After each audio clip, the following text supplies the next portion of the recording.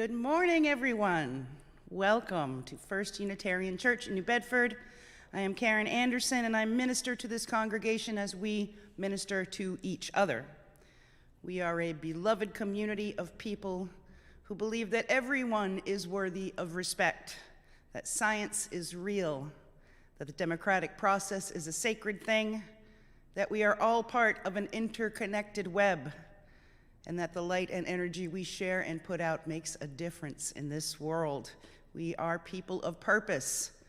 And if what you hear today resonates with you, we hope you will consider becoming part of this way cool family of seekers and keepers of this long dream.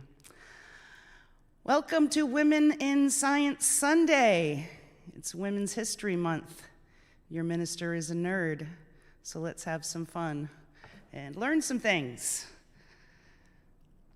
We will light our chalice this morning with the words from Marie Curie. Certain bodies become luminous when heated. Their luminosity disappears after some time, but the capacity of becoming luminous afresh through heat is restored to them by the action of a spark. Let us light that spark.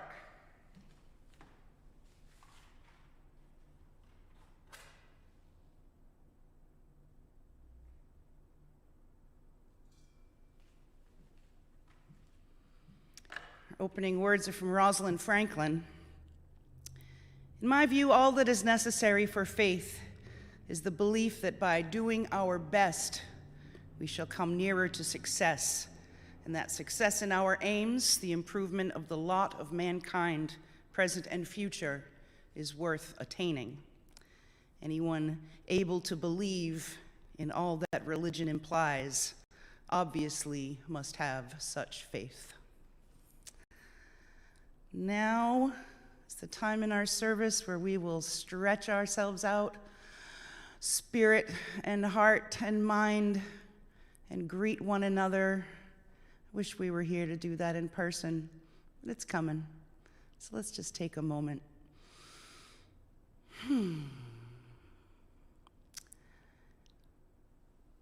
And we will recite together our covenant of this church.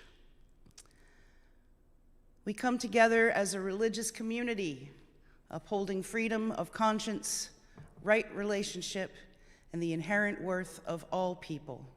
We value our diversity and pledge to care for one another in the spirit of compassion, to speak and listen to each other with respect, and to promote justice and kindness in the world.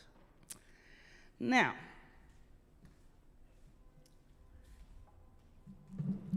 a few years back, before I became the minister here, I worked as a religious educator with the older kids, and the older kids at that time, that was like 8, 9, 10.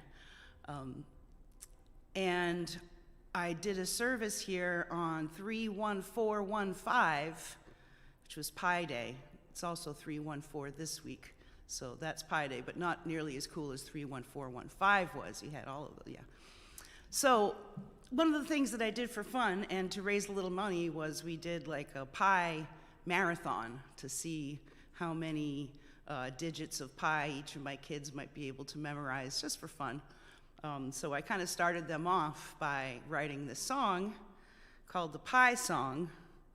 And I, that day, did raise some money because I memorized 100 places. I can't do that anymore, but I bet it wouldn't take long to get it back. Okay, so this is the Pi Song. If you're wandering round and round and wondering how much ground you've covered, take the distance, cross the circle, and multiply the distance times pi. 'Cause pi is a constant and it's infinite. And once you get to know it, you'll be into it. Sing 3.141592653. If you like my little song, then you'll sing it after me. 3.141592653. A really nerdy person might tell you that pi is the ratio of the circumference to the diameter of a circle. But that makes most of us bored and ready for sleep. Well, pie is much more interesting when you try to make a song to sing like 3.141592653. And if you want to be really cool, you'll sing it after me. 3.141592653. Well, if you know this many digits of pi, you're smarter than most.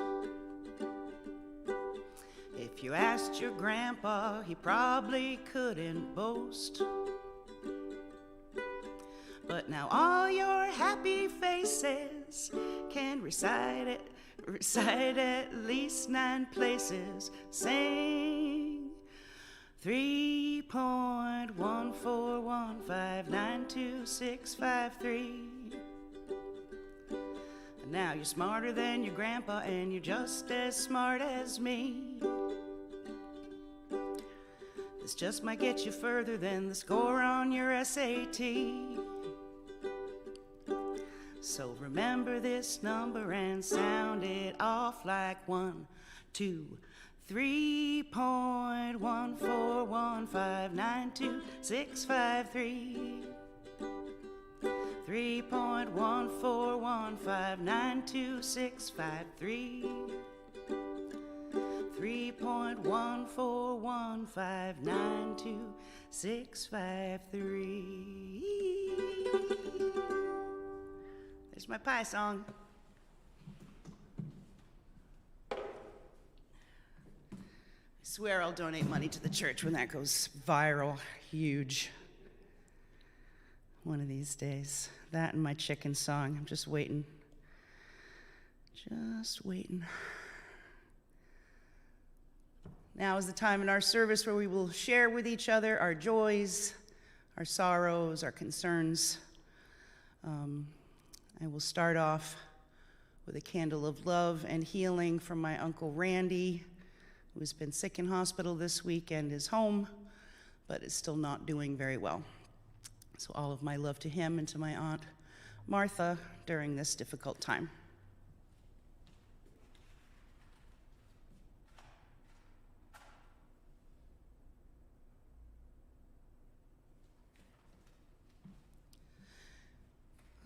Happy birthdays this week to some church members, our poetry group member and Women's Alliance member, Diana Tabor. Also, Jack Petinati, who turned 64 this week, and Brenda Vasquez, who turned 50 yesterday. Wow, happy birthday. Our love and best wishes go out to all of you. We hope you're well, and we can't wait to see you again.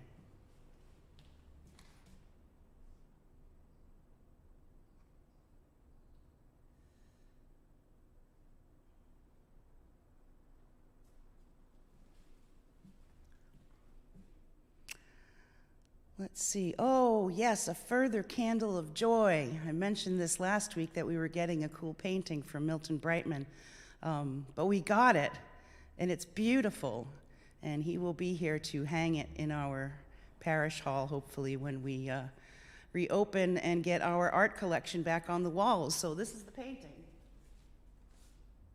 I hope they can see it. Can you see it? I'm going to bring it a little closer.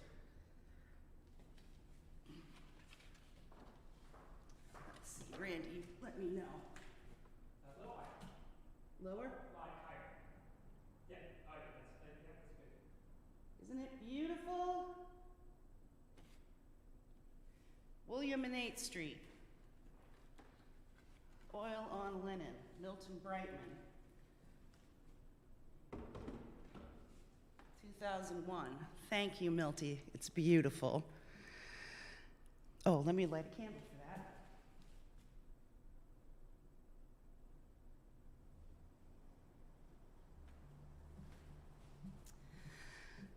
that. And the last candle, a candle of love and hope. It's been 1 year since we've been together in this sanctuary. And I miss you, and I look forward to September when we can all be back here safely.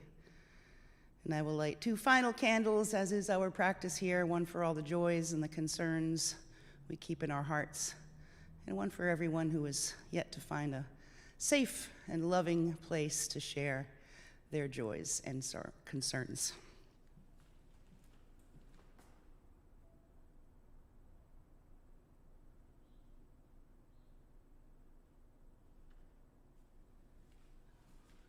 I have a little good news today. Lots of people are getting vaccinated. I heard from Rochelle and Jack, Ora Chase, Maggie and Ken, my mom and Charlie, my friend Jackie, who's a teacher, my buddy Alvin, who also brings good news that he is moving back to New Bedford in 18 days from Warwick, I do believe. And my friend Hillary also says that the vaccine sites have been really well run, joyful, and loving, like a party, and that makes her feel good.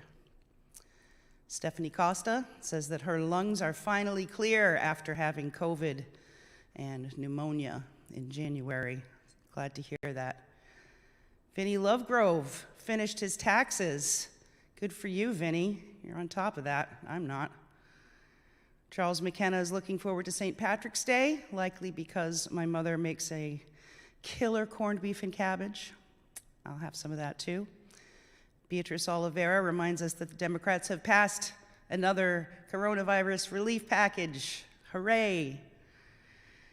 And lastly, my friend Damien, who is either very sarcastic or just got a job with Geico, said that he just saved 15% on car insurance. It made me laugh, so I figured I'd share it with you. Now, this song for our centering music today, I really wanted to sing some Ani DiFranco, but my arthritis is killing me these days. So I'm going to do this a cappella. It's a chant I learned a little long ago. It's called My Mother's Savage Daughter. Thought it would be fitting for Women's History Month. Let's see if we can get it down.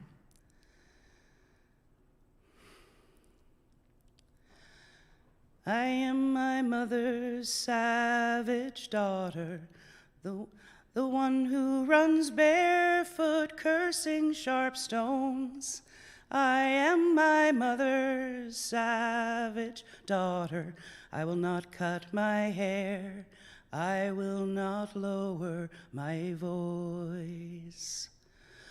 My mother's child is a savage. She looks for her romance in the colors of stones, in the faces of cats, in the falling of feathers, in the dancing of fire, in the curve of old bones.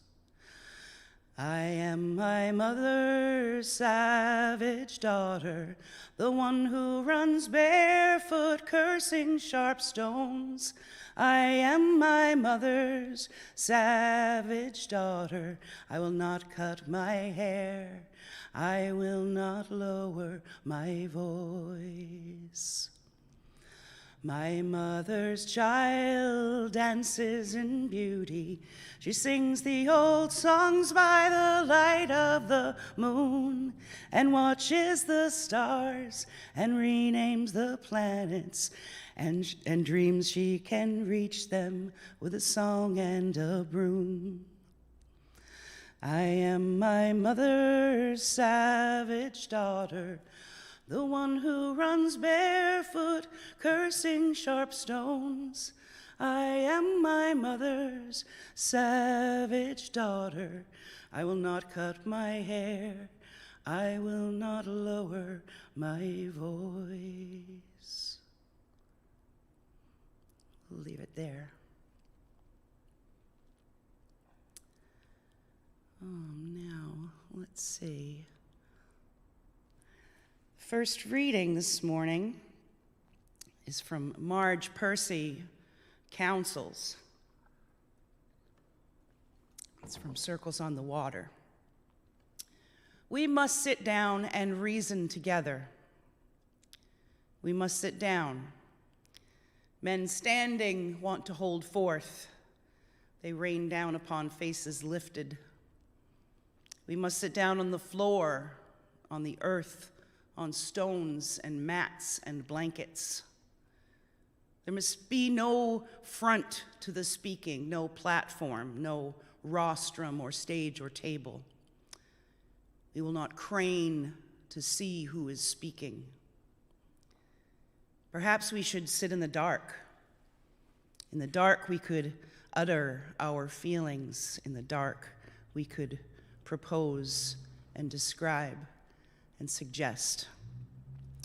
In the dark, we could not see who speaks, only the words they say, what they say. Thus saying what we feel and what we want and what we fear for ourselves and each other into the dark, perhaps we could begin to listen. Perhaps we should talk in groups small enough for everyone to speak. Perhaps we should start by speaking softly. The women must learn to dare to speak. The men must bother to listen. The women must learn to say, "I think it is so." The men must learn to stop dancing solos on the ceiling. After each speaks, she or he will repeat a ritual phrase. It is not I who speaks, but the wind. The wind blows through me. Long after me is the wind. Let us enter now into the spirit of prayer and meditation. I'm going to sit for this. Let's take just a few centering breaths together.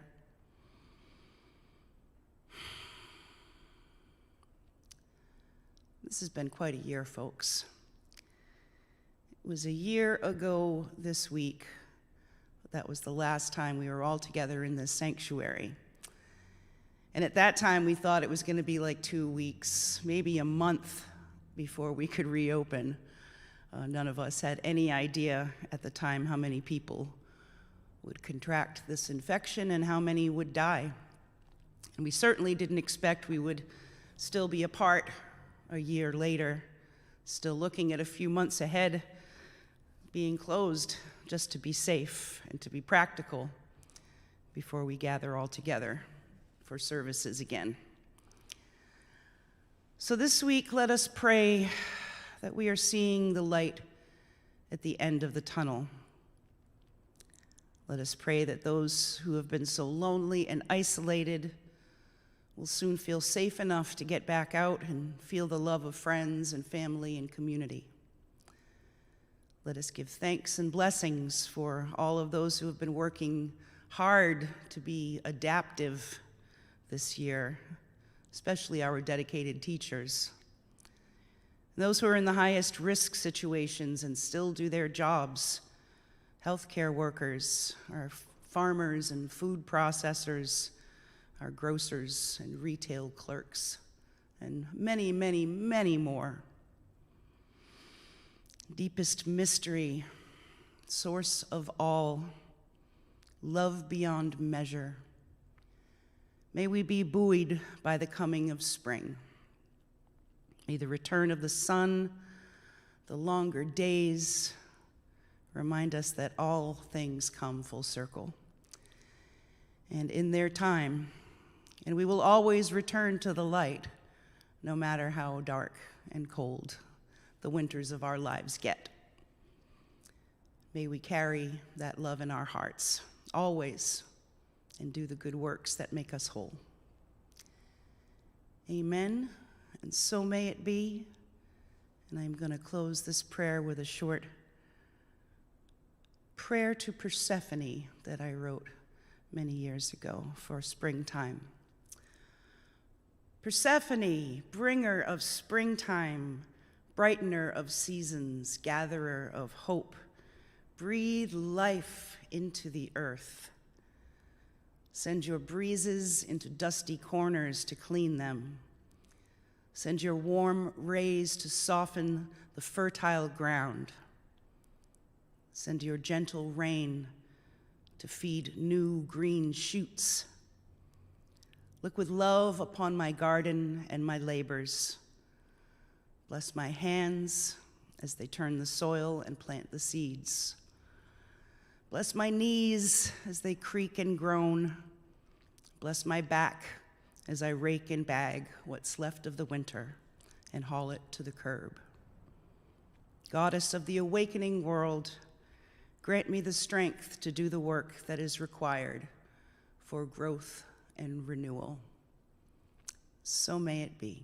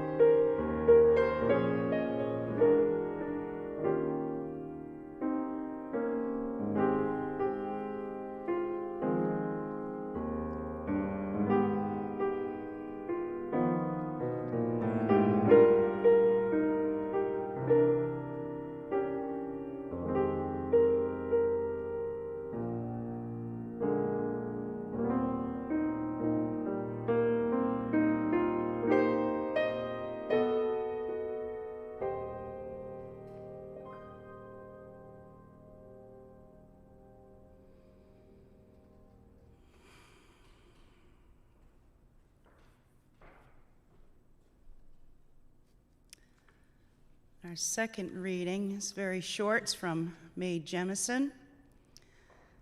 Sciences provide an understanding of a universal experience. Arts are a universal understanding of a personal experience. They are both a part of us and a manifestation of the same thing. The arts and sciences are avatars of human creativity. Now is the time that we would ask you for your kind donations toward the good works of this church. You can hit the donate button at our website, uunewbedford.org. You can go old school and send us a check through the mail at 71 8th Street, New Bedford, Massachusetts, 02740. You can also call the office and arrange something with Sarah to take out monthly payments if that's how you'd like to roll. So, also, like and subscribe to our page while you're here and hit that notification button so you'll always know when our services are ready for viewing. Our sermon this week, Women in Science. This month, when we honor women, throughout history, the sciences have been fields of study dominated by men. It's one of the oldest boys' clubs we have in our societies worldwide. And it's only been in the last half century that women in the sciences have begun to get their due.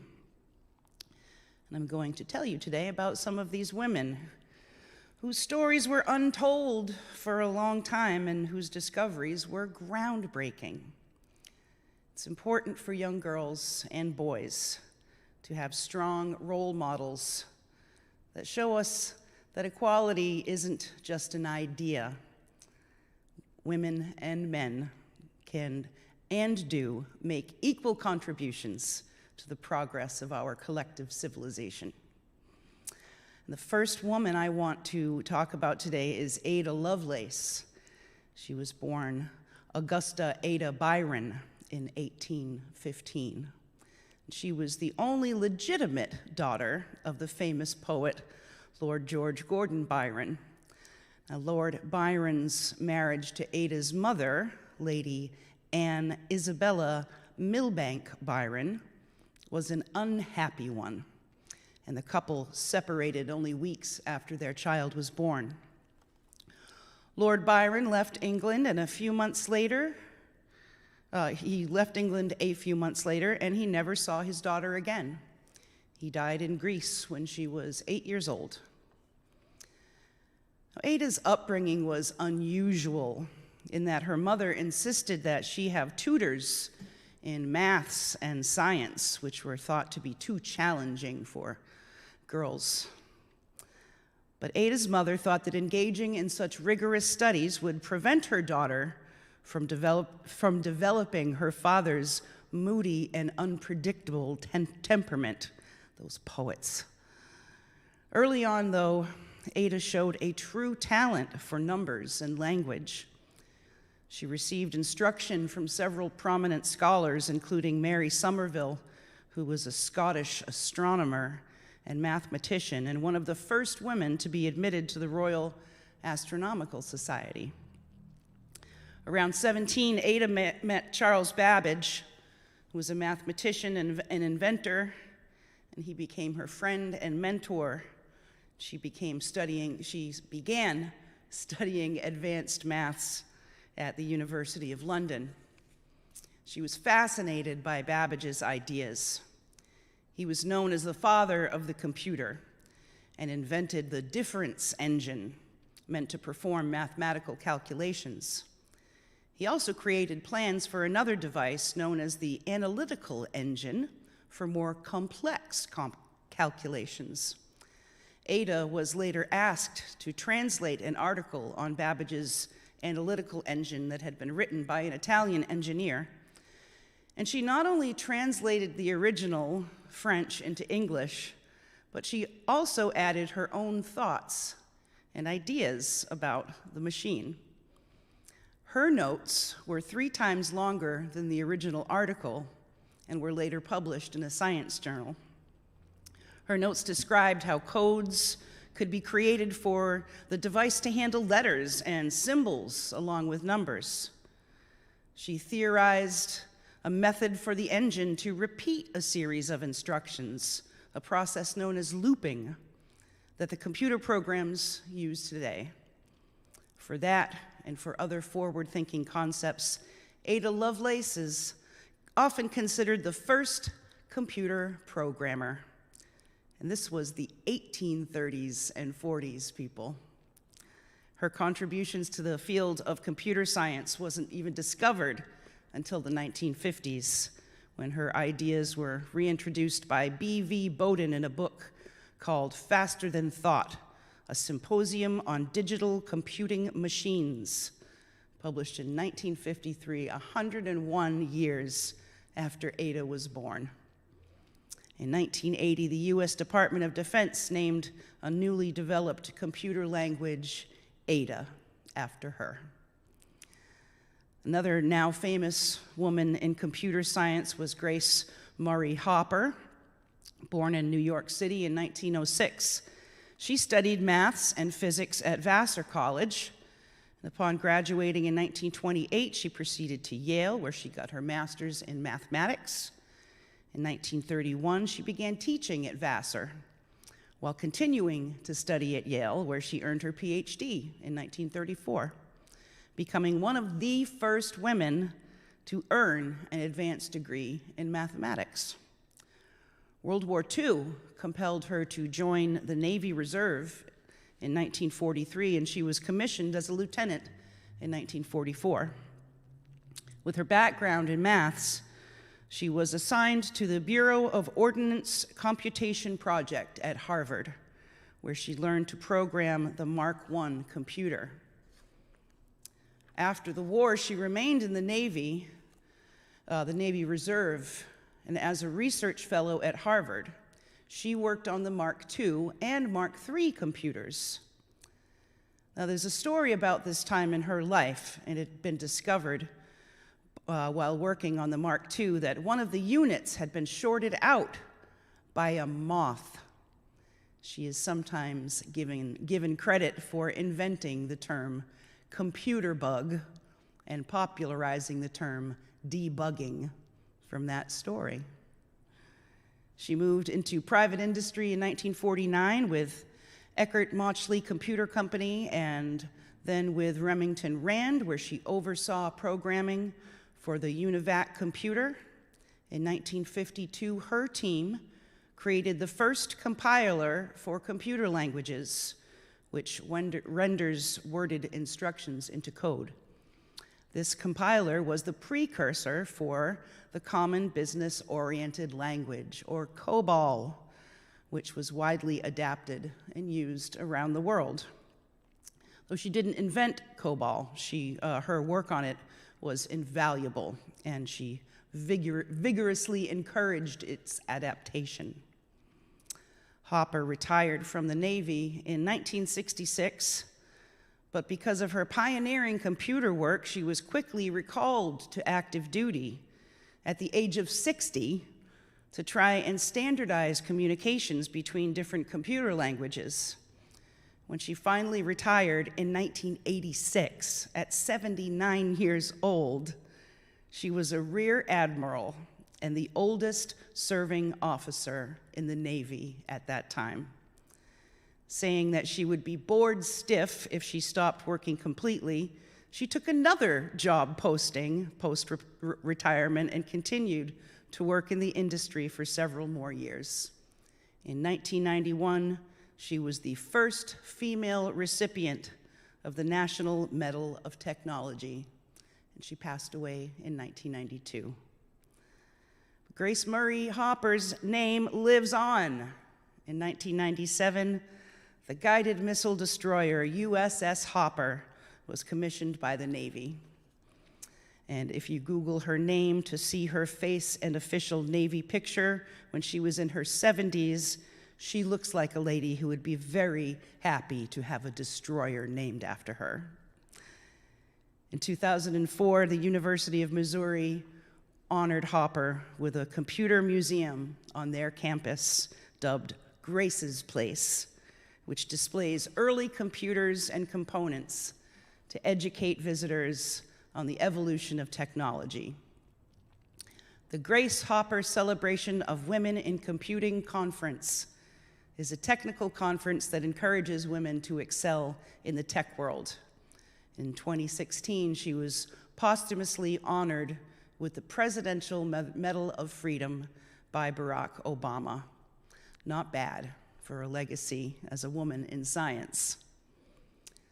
Grace Hopper was lucky enough to be recognized and appreciated in her field when she was still alive. But one woman who didn't have those well-deserved accolades for a very long time was the British chemist Rosalind Franklin. Born in London in 1920, she displayed exceptional intelligence at an early age, and she knew she wanted to be a scientist when she was 15.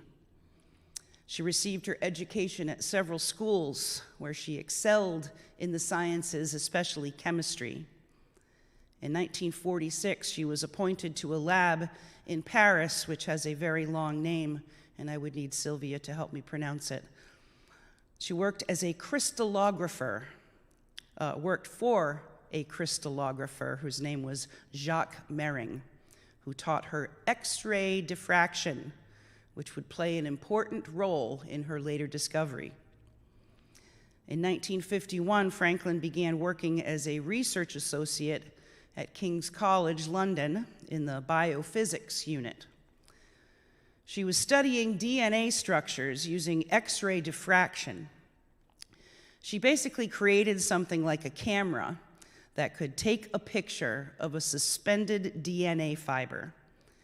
It shot a beam of X-rays at this infinitesimal target, which in turn yielded a pattern on some photographic film resting behind it. And as the radioactive waves diffracted off the molecule's atoms, it etched a smudgy outline of its shape. She did this many, many times, trying to get a good image, and the process of capturing the image took up to 100 hours to complete. Just shy of her 32nd birthday, Franklin had to rush off to a meeting and didn't wait for the full image of her 51st attempt to come into focus. She did have an assistant, however, Raymond Gosling, to run the machine for her while she was gone.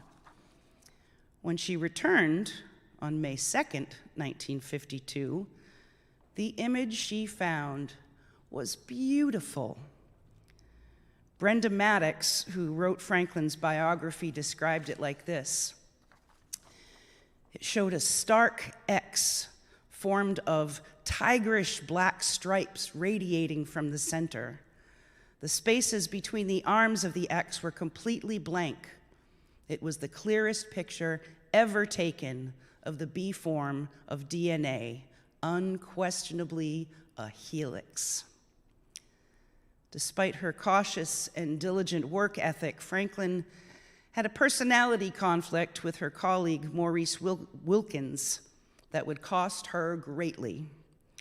In January 1953, Wilkins changed the course of DNA history by disclosing, without Franklin's permission or knowledge, her Photo 51 to competing scientists, names you might have heard before, James Watson, who was working on his own DNA model, with Francis Crick at Cambridge. Watson and Crick used what they saw in Photo 51 as the basis for their famous model of DNA, which they published in 1953, and for which they received a Nobel Prize in 1962. They took most of the credit for the finding. When they published their model in Nature magazine in 1953, they included a small footnote acknowledging that they were stimulated by a general knowledge of Franklin and Wilkins' unpublished contributions, when in fact much of their work was rooted in Franklin's findings.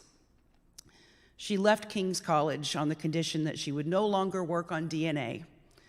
She did not work for several more years on she did work for several more years on other projects and published many papers, but she died of ovarian cancer in 1958 when she was only 37.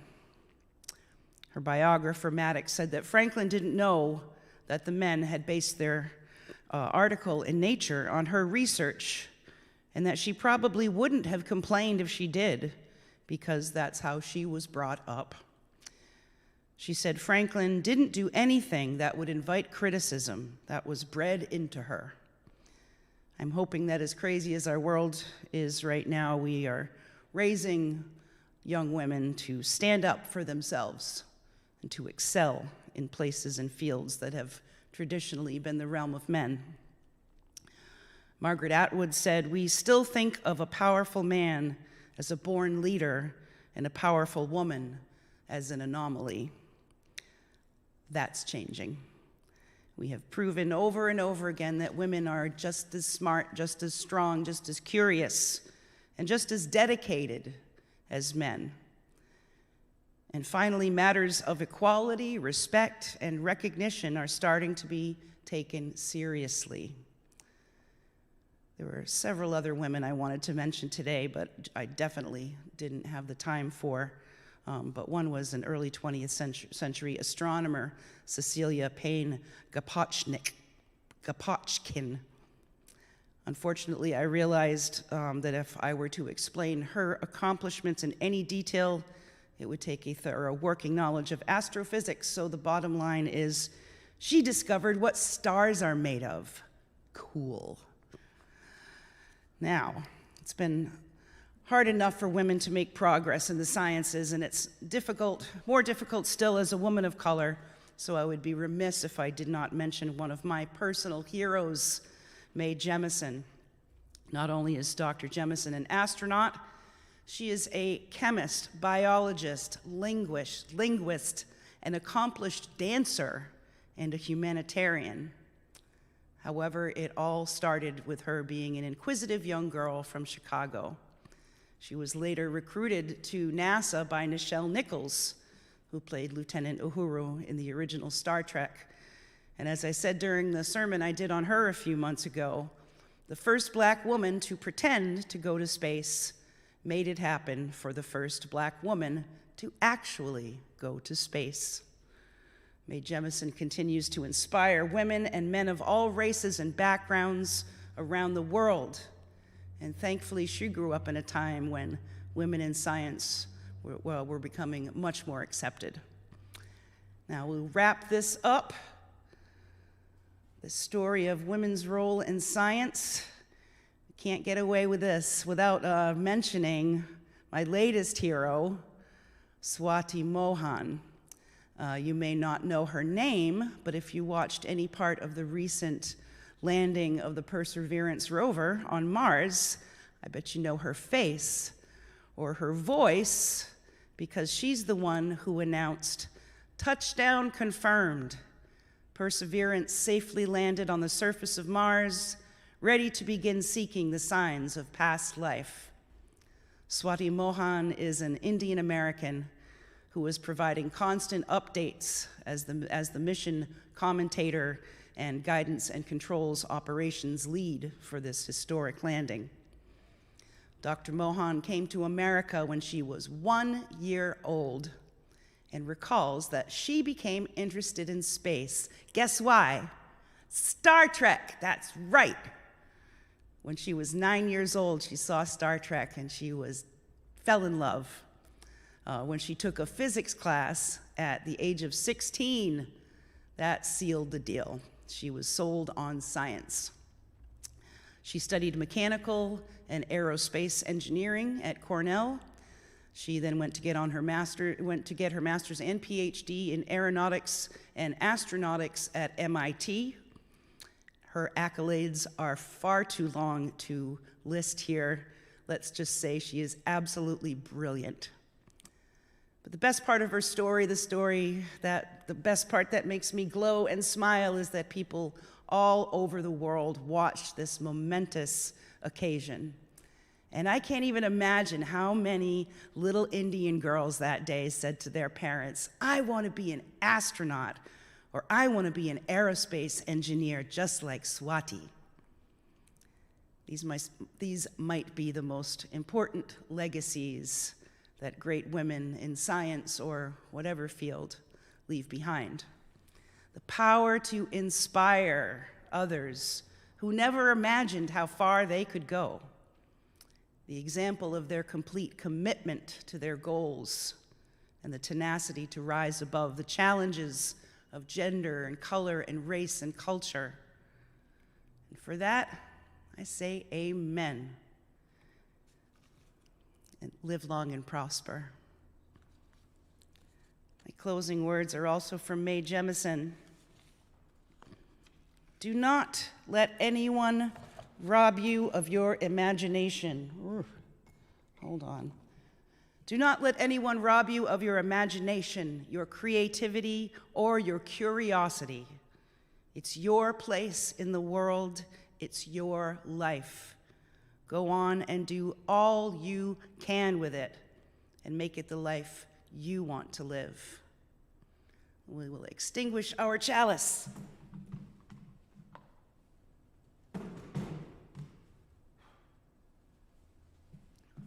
Hold fast, church. We love you. We'll see you next week. George Pereira will be our discussion master next week. So join us for that and join us for coffee hour at noon today. Live long and prosper, folks. Take care.